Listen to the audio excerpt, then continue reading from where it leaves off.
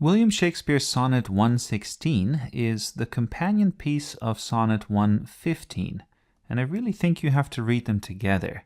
First of all, they have a lot in common in terms of the imagery, in terms of the phrasing. So both of these sonnets deal with the question of truth. Is Shakespeare telling the truth in his definition of love? Sonnet 115 begins with the phrase or the sentence, "Those lines that I before have writ do lie." Right? It's kind of saying everything before this was a lie. And this particular sonnet, 116, finishes with, "If this be error and upon me proved, I never writ, nor no man ever loved." This is kind of like saying, well, everything before that I wrote is a testament to my love. It's not really an error, it's absolute truth. And so it really seems like these two sonnets have very different perspectives on love, even though they use the same phrasing and reflect on the same ideas. Notice the repetition of the word writ. Other concepts that are repeated are the references to change. The word alteration in different forms occurs in both poems. We have references to time. Time is described as a king, a tyrant who rules over his court with absolute authority. And both sonnets refer to making vows and whether these vows will last. So it seems like these two sonnets then have very different kinds of themes. Sonnet 115 is all about growth, how love grows over time. And the poet says that love is a babe, right? Love is an infant. You have to acknowledge the fact that there's going to be change in the relationship. Sonnet 116, by contrast, is all about constancy. It's all about how your love for somebody should last till the edge of doom, right? Till the final judgment. It should not change. It should be constant and steady and so on. Now, these are not necessarily opposed perspectives in the long run, because you can definitely argue that if you are faithful and constant to somebody, within that relationship there can be improvement and change and so on. So do these two perspectives harmonize? Well, that's kind of for you to decide here.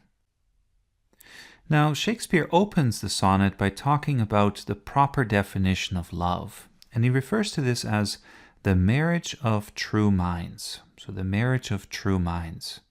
The word true here means something like loyal.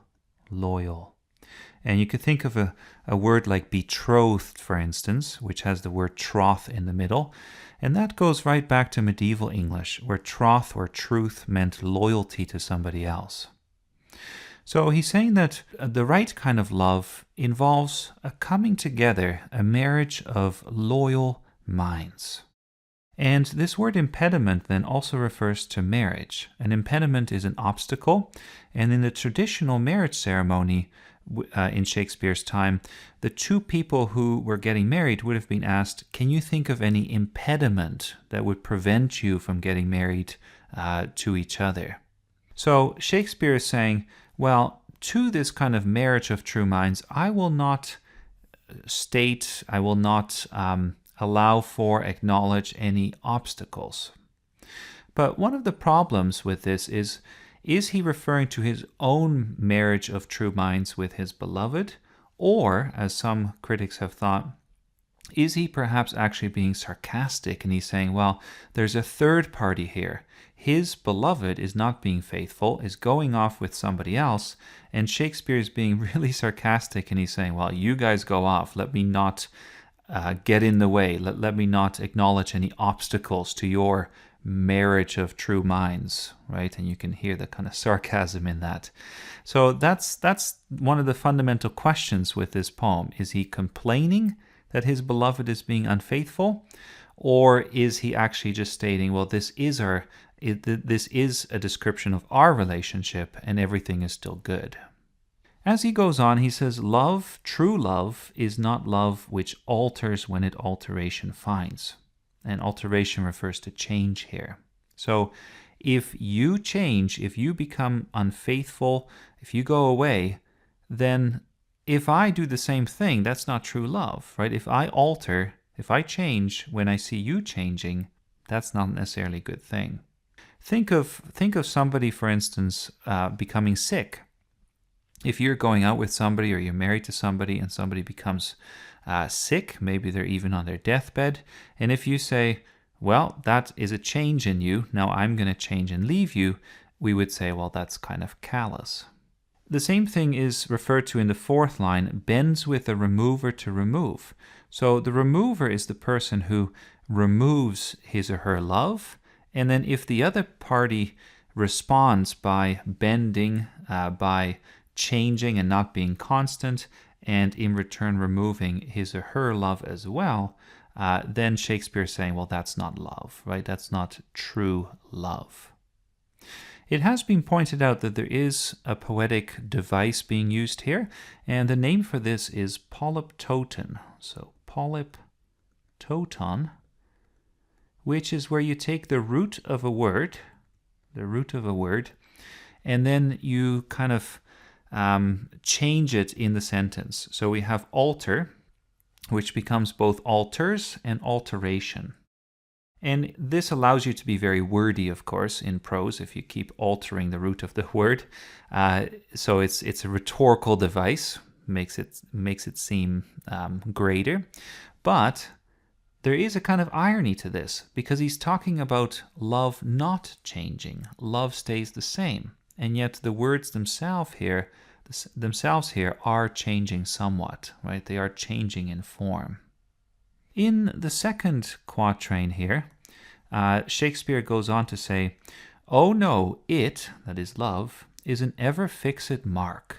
And the word mark here will soon become a kind of star in the sky.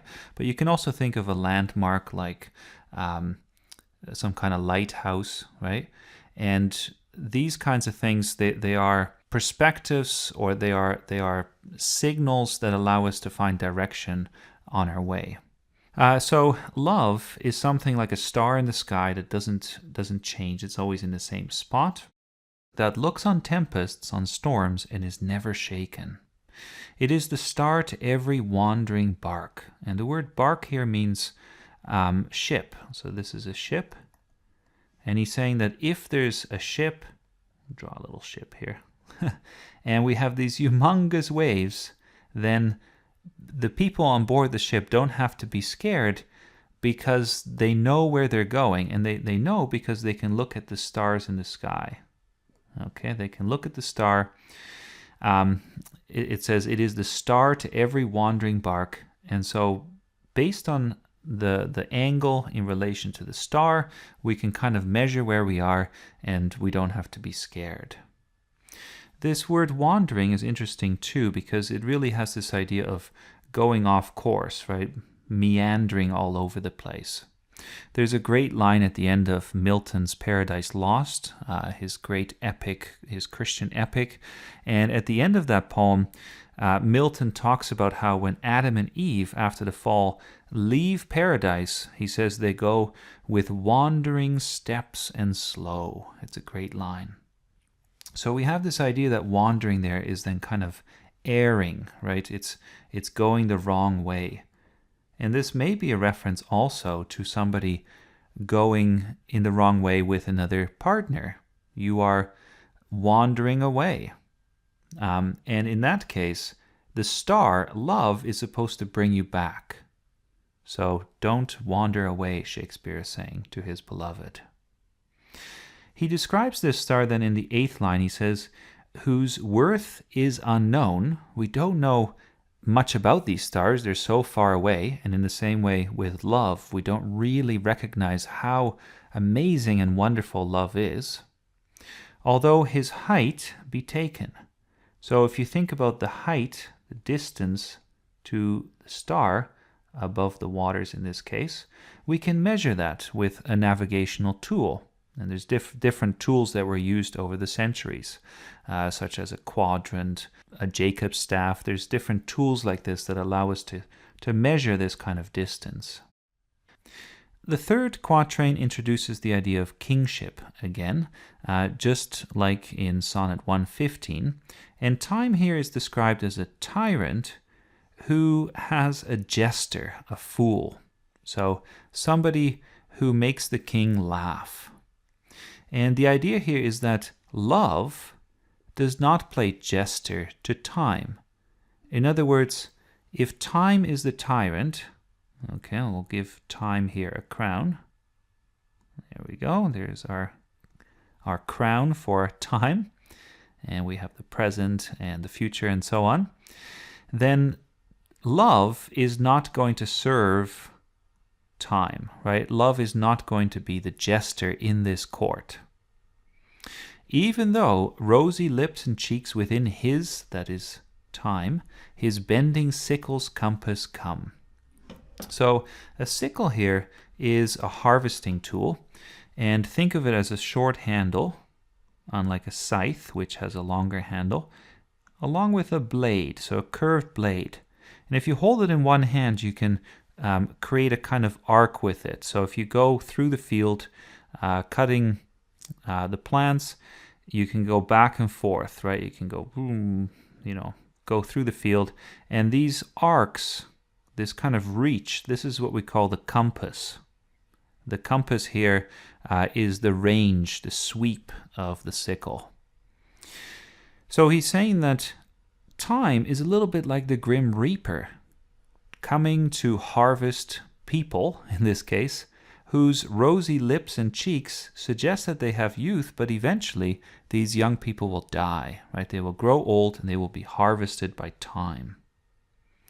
So even though that happens, love stays the same. Love will not play the jester. Love alters not with his here again is time, with his brief hours and weeks. So from the perspective of love, time doesn't matter.